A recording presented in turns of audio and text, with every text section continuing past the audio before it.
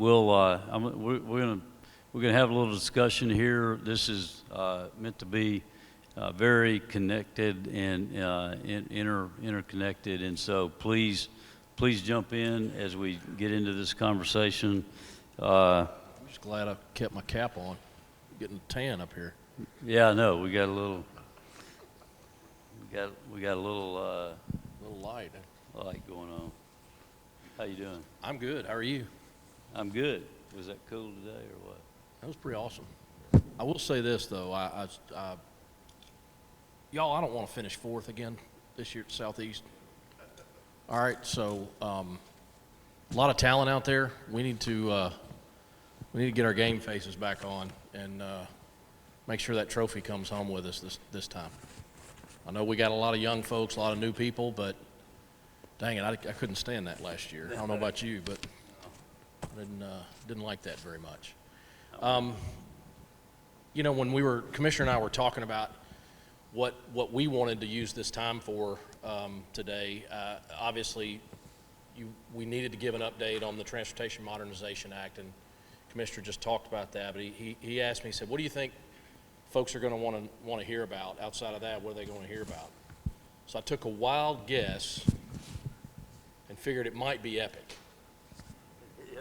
I don't know if Can't imagine that. Yeah, I don't know if that's the case, but if you didn't want to hear about it, you're going to hear about it anyway. I don't know. I don't have the clicker there. Can you? Yeah. Okay, here we go. So we're going to go through and just talk about a couple of these things behind Epic, because I think it's, you know, we talk a lot about org charts and all the stuff that goes into it, but I think it's important that this group and all of TDOT understand kind of the why behind some of this. And also, you know, we started down this road about 18 months before you got here. So I remember one of the first meetings where Delane and I were briefing you on what was going on with Epic, and one of the first things you went to was the schedule. And talk a little bit about about what your thoughts were on that when we said we think we can have it implemented by, I forget what it was 4 years or something. Yeah, well, so I think that's an important point, Will, in that we've been talking about this a long time. And I mean, I you know, because I was in the governor's office, I was talking with Commissioner Bright. I was continuing to keep up with him and following what we were doing at TDOT as it related to this. And so, and the governor was totally supportive. I was totally supportive. And I think at the end of the day, what everybody recognizes is that our people at TDOT need to be paid a market rate. If we're going to continue to be able to hire people and to retain people and to do what we need to do, we've got to be able to get our people to market rate and so, you know, the governor's been looking at trying to do this in a larger scale throughout the enterprise since he got here, but we have a unique opportunity at TDOT to be able to control our own destiny more than most other departments. And so, you know, as we started looking at where we are, we were looking at how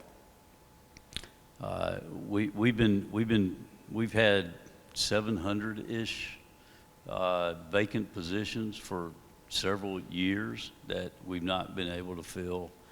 Our turnover rate has been high. We've got 32 to 35% people who are going to be eligible for retirement in the next 5 years. And so, you know, one of our biggest challenges as a team is workforce and how we are able to get our job done. And so that's directly aimed at what EPIC and IPD is about, is how do we accomplish what we have to accomplish. And so, I mean, you look at those facts, and that's the reason this year that we said, you know, we got over 700 positions, we're trying to fill them, and we said, let's take 500 of those positions, and let's turn those into cash to be able to give needed increase in salary to people who need it the most in our organization. So I mean, that's what we did. What that means is we've got to think smart about how we deliver our services, and so that's what we're going to continue to do. So I remember when we were talking about those positions, and you made a comment in a meeting that I think it was one of our senior staff meetings. I think I'm paraphrasing, but you basically said, I'd rather take 500 of those positions that we're not filling and put that money directly back into the pockets of our employees. Well, absolutely. Why have it sit there? I mean, it's been sitting there for years. And so being able to put it in the pockets of our, especially our frontline workers who have been underpaid for a long time, and others who are not being paid competitively with the market. And we're not there yet.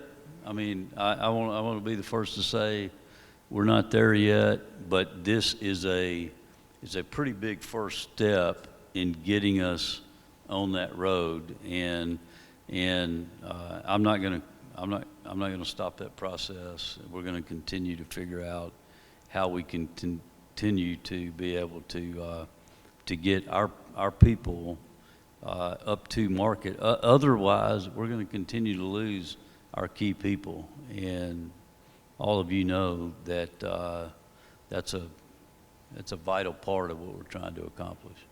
So that kind of brings me to the next point there on asset management and work planning. So some might say, well, Will, Commissioner, if you get rid of those vacant positions and we can't fill them, how are we going to get the work done that we've got to do?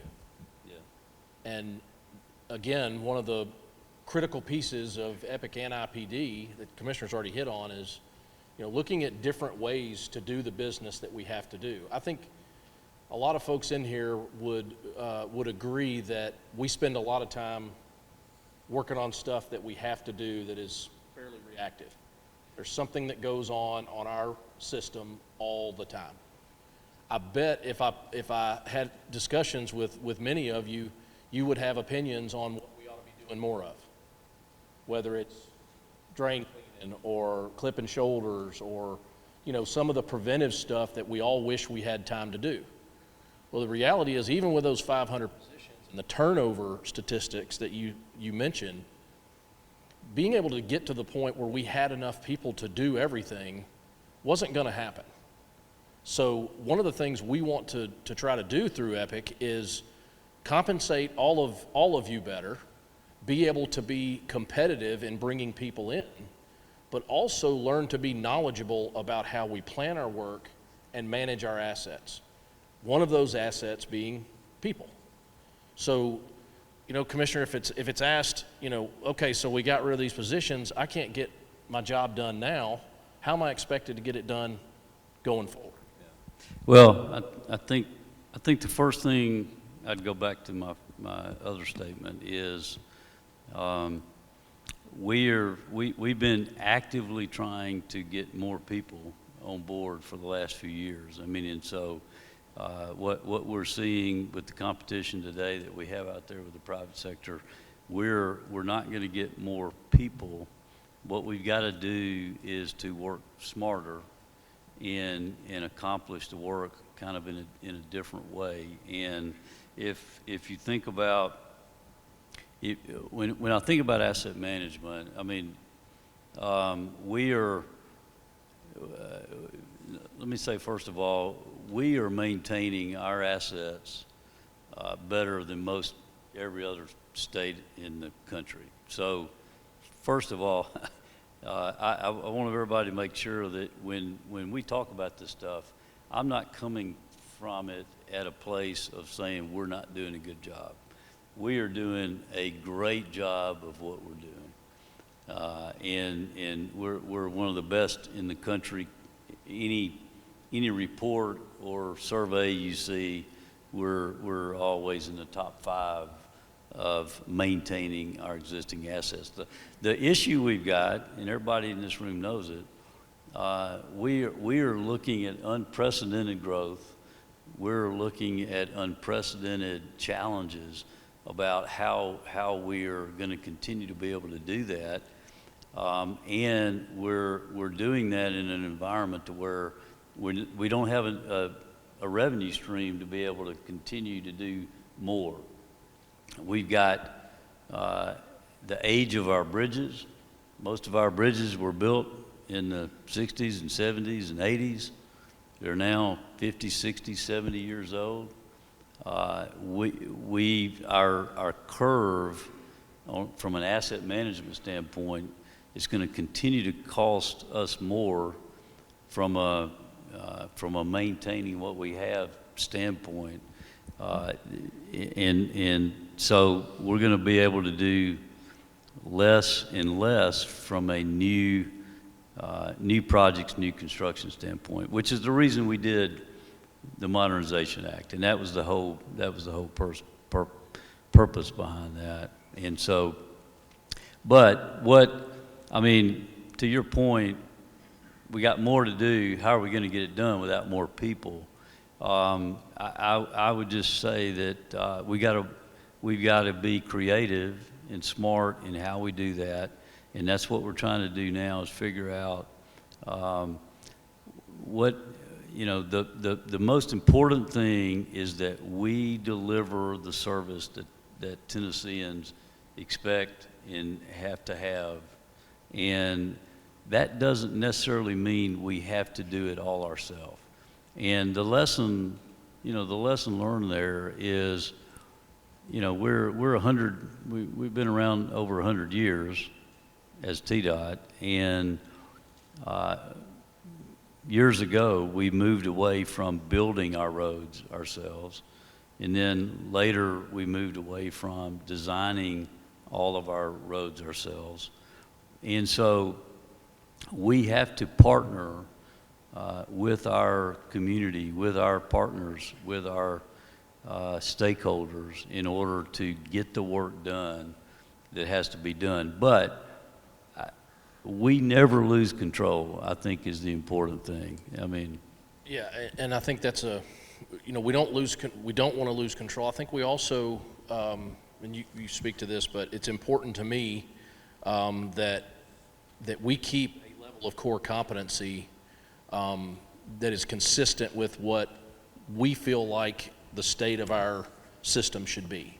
So we're not talking about a model here where everything is outsourced. I want to just hit that head on. But what we are talking about doing is, where it makes sense, leveraging the private sector to fill gaps where we can concentrate on the things that we feel like we want to be the experts with in-house. And that's a shift for us. I know I've had a lot of conversations with many people in this room about how that's going to work, and some nervousness about it, and frankly, I'll just say it, there's concern. Well, why would we hire the private sector to do it and pay them more than what we're making?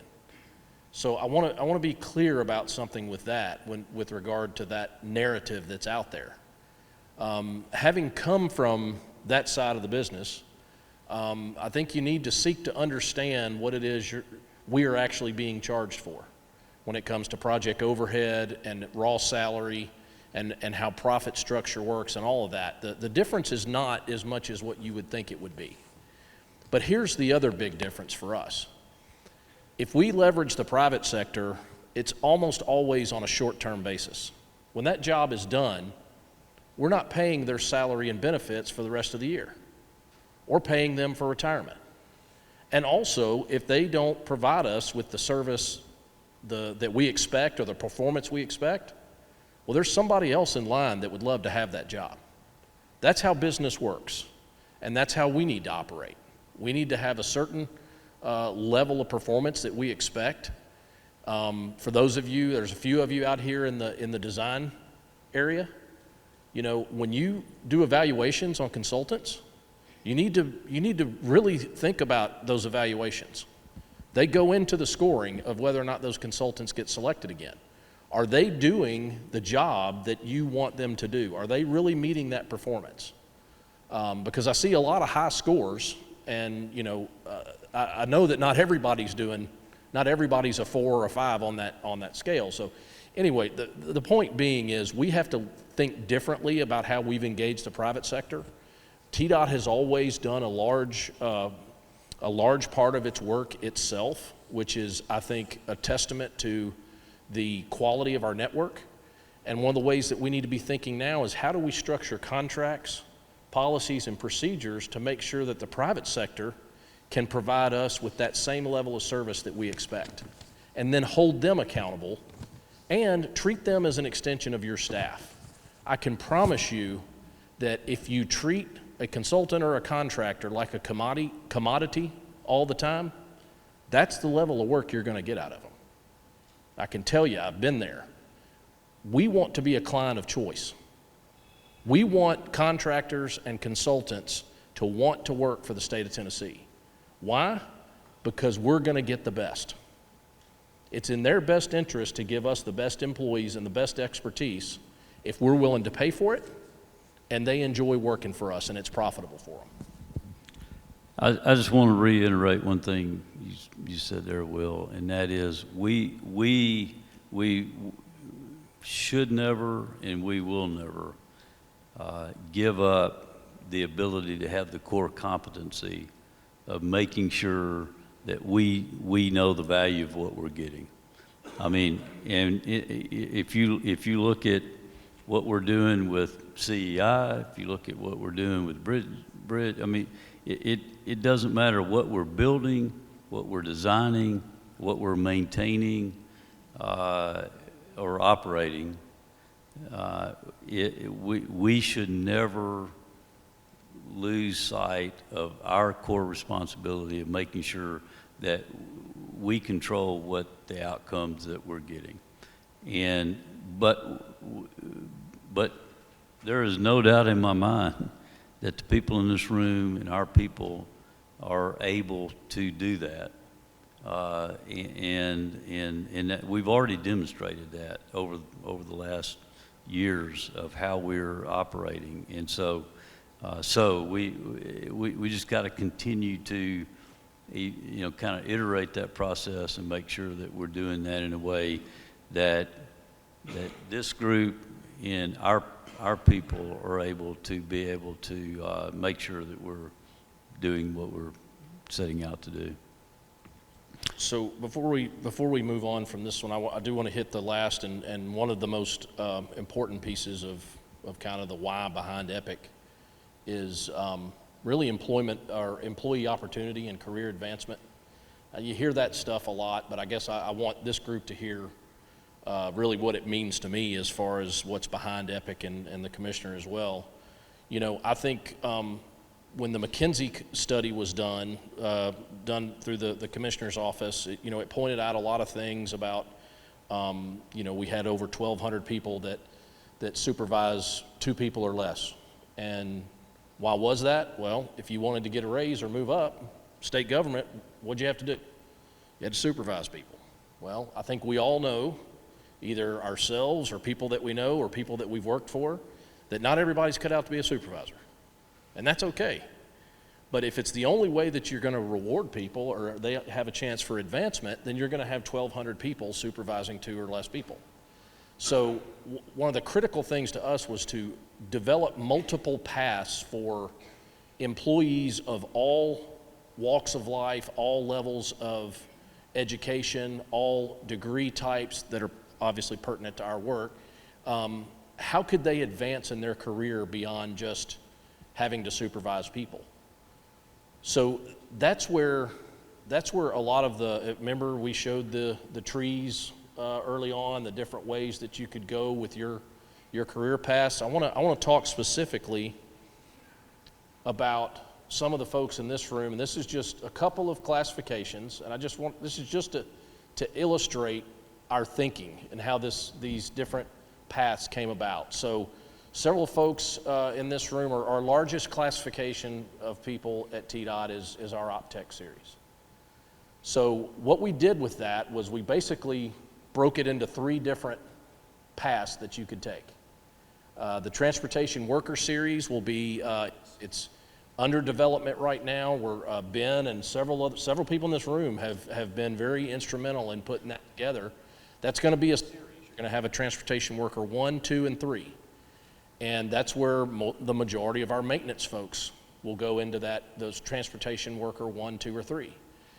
Same with the engineering tech. That's actually on the construction side. It will have 3 levels. So I want to make something clear about these levels. To go from a 1 to a 2 is proficiency based.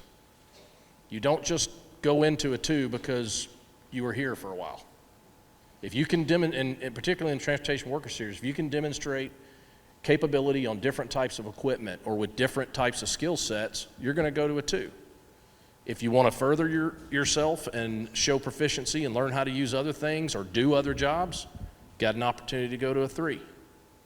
Then beyond that, which doesn't show up here, this keeps going. So you could become a team lead or a superintendent or a foreman.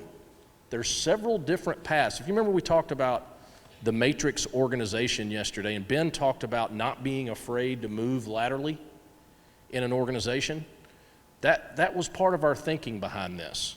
So if you're in that OpTech role now, not only do you have the Transportation Worker Series and maintenance, the engineering tech and construction, but there's also some technical coordinator positions that folks here may be interested in. And what that leads to is some of these other areas like survey or utilities. Some of you may be thinking, well, I've never thought about doing anything like that. I like what I'm doing. Well, that's cool, you can stay there. But what we're telling you is there's an opportunity, should you choose to explore it, to do some other things in this department. Part of this is not just advancing in your technical career, but becoming better leaders and becoming better mentors and becoming better supervisors or better teammates. We're going to spend a lot of time on leadership development of all of our employees here at TDOT. That's very, very important to me, that we make sure that leadership training is not just for a bunch of us executives or whatever we're called sitting up at the Polk building. Leadership needs to go all up and down through the organization. So it's not going to just be the technical side, but it's going to be looking at what are opportunities to provide our staff with leadership training that can help them be better at their job and frankly in their life in general. Absolutely. Everybody, you don't. We shouldn't have to be a supervisor to advance, and that's what this is all about, and that's what we can accomplish through this. You mentioned earlier about our earlier conversations about going to take 4 more years. We already been talking about it 2 years. Going to take 4 more, and I was like, what? We got to let people know what we are doing and when we're doing it and how we're doing it, and we got to do it faster. I mean, and so talk a little more about the timeline and what people can expect and what's next. So I know this is somewhat hard to read, and this is available to anybody that wants a copy. The real thing I wanted you to see here was, because I hear it from obviously everybody, when's it coming? When's it going to be done? What's the status? There's websites out there. There's a lot of different information, but I want to show you this to give you an idea of all of the things that have been going on. This this is not just about, I talked about one classification a minute ago on the optics. This is a complete rebuild of the structure at the Tennessee Department of Transportation. This is redoing almost every single classification that we have. So it does take quite a bit of time, and I know it can be frustrating, but I hope that you will see that there are a ton of things that have already gone on in the last quarter of 22 and even in the first part of this year. So, one thing in particular, back to this last November, we started recruiting and advertising for all those positions you see there. Those have now been filled. If you're noticing our org chart there at headquarters, it's beginning to fill out. It was important to me, and if like it or not, this was my call. I felt like it was important to get a lot of our leadership positions in place before we told them how to build out their structure. I guess one could take the approach that we could just let people do that on the fly, but I felt like leaders needed input into building out their particular org charts, and frankly, input on how it looked. That means it takes a little longer, but I think that ultimately is the right decision. Moving on, many of you saw in December that DOHR had a new compensation study done and released new benchmarks on that. There were adjustments to pay. There are going to be more adjustments to pay. There was one there that was talked about there in February. It's been and continues to be a fairly heavy lift to work with DOHR and redo all these classifications, but in true TDOT style, we are the leaders in the state, and the commissioner can speak to this. All the other organizations are looking at, they're still talking about how they're going to skin the cat with regard to what came out of the McKinsey study. We're well beyond that. And again, I know it's frustrating, it takes a while, but I just hope that you understand that there is information out there that's available. Yeah. If there's a way we can make it more accessible, we want to do that. Let me just say real quick. We are on the front line of that. Our DOHR commissioner, Juan Williams, came to me and said, "Look, you guys are way ahead of us in reconfiguring about how we need to go next and how we get to being able to have career paths, how we are able to address these issues that you just laid out, Will." And so I know it's frustrating, I know it's slow, but we are in a position to be able to kind of lead on this, and that puts us in a good position because we're kind of in the driver's seat, and that's allowed us to go first and to get some of these salaries up first, and that's what we're going to continue to do. Let me say one other thing about the matrix. I didn't really get to speak to this yesterday when we were talking about it. But I would say a lot of times we end up overcomplicating or over worrying about these kind of changes. All the matrix organization really does is mean we're talking to each other. We have been for a long time in silos, and in a situation where you have time on your side, that works okay. If you look over the last 100 years, it's worked pretty well. But if you look into the next 20 years, I'm telling you, we've got to work smarter and we got to work faster. And the only way to do that is to talk to each other. And the only way to do that is to look at how we are able to, y'all, many of you've heard me say it, to begin with the end in mind. And when we're designing, we're thinking about what it's going to be like down the road for our ops folks and our maintenance folks. Can we get over that wall and maintain what's on the other side of the wall? Do we know how many culverts we have, and can we clean them? I mean, we don't really even know for certain how what our inventory is in some areas, and so I mean, we're doing a great job of what we have, but being able to get everybody together as part of that process, I just think number one, it's gonna allow everybody to understand and be part of the process, but it's also going to get a better outcome on the back end.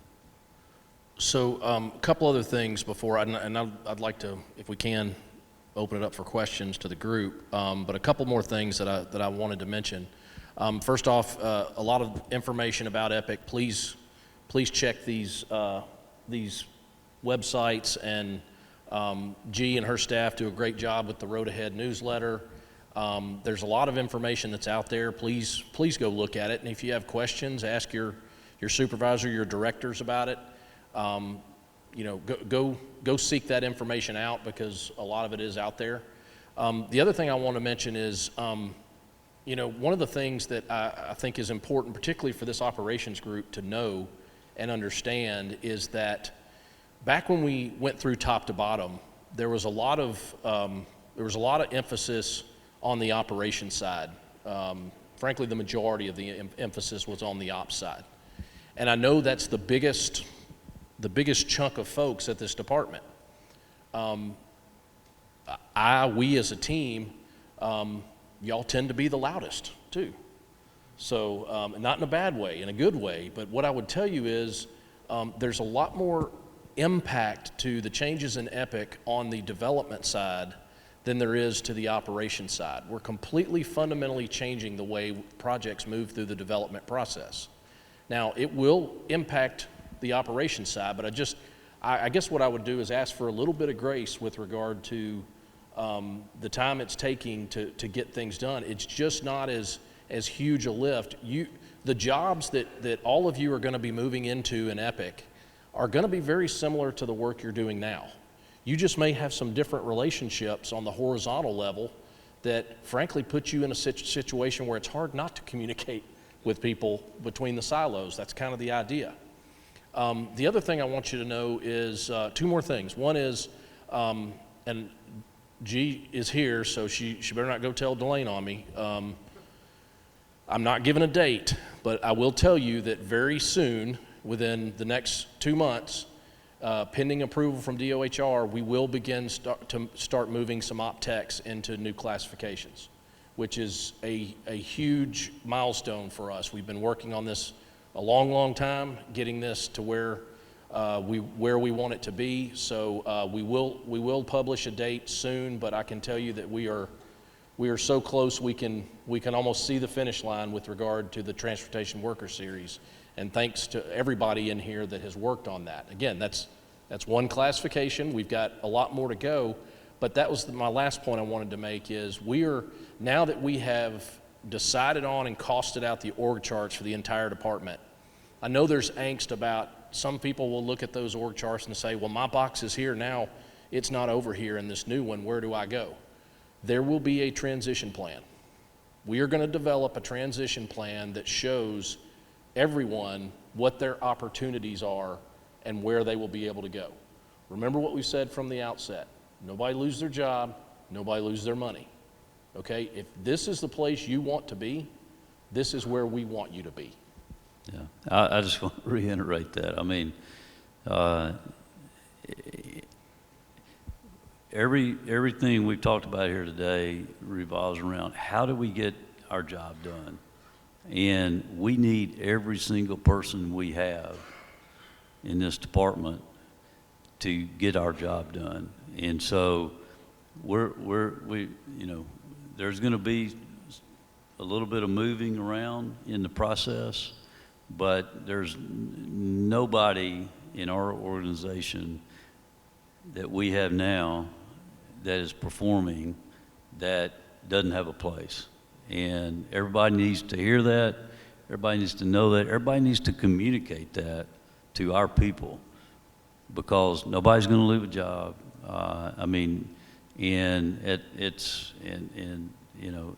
There may be a time where we can add to and do more, and we'll continue to look at that.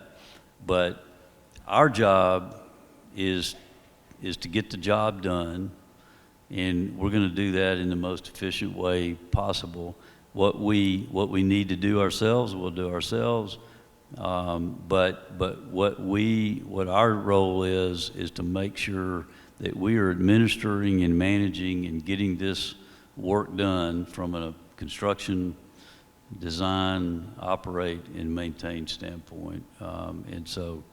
So please help us to communicate that as we go forward.